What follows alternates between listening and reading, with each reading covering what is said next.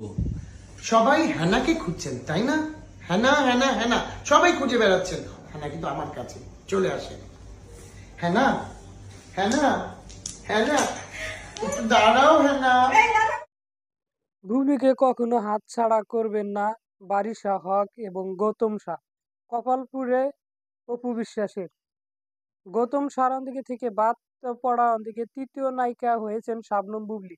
ঠিক এমন একটা গুঞ্জন ওদিকে চলমান ছিল গত সপ্তাহ থেকে, কিন্তু তার বাস্তবতা যে একেবারেই ভিন্ন সেই প্রমাণ ওদিকে আবারও দেখিয়ে দিয়েছেন বুবলি। গতকাল বারিশা হক এবং গৌতম শাহর সাথে সাক্ষাৎকারটার সময় পার করেছেন তিনি, যেখানে ওদিকে তাদের আনন্দ ঘেরা ওদিকে মুহূর্তগুলো বলে দেয় যে তাদের মধ্যকার সম্পর্কে দিকটির অবনতি নয়, বরং উন্নত হয়েছে।